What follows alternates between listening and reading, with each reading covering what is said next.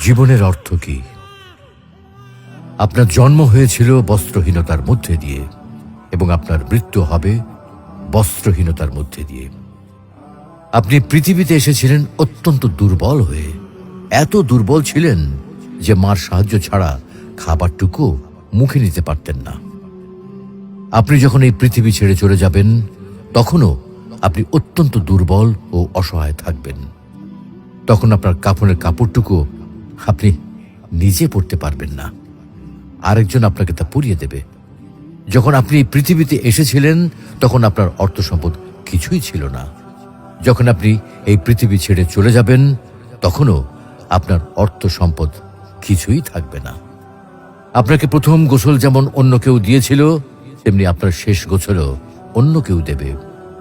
আপনি যেমন পৃথিবীতে একা এসেছিলেন, ঠিক তেমনি ভাবে আপনাকে পৃথিবী থেকে একাই চলে যেতে হবে।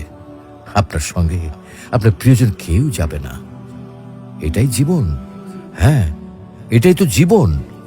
তাহলে কেন এত মারামারি, এত সংঘাত, এত হানাহানি? কেন এত বিদ্বেষ? কেন এত হিংসা? কেন এত বেইমানি?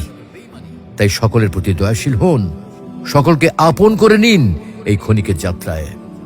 জীবন খুবই সংক্ষিপ্ত, সুতরাং জীবনকে মহৎ কাজে উৎসর্গ করুন।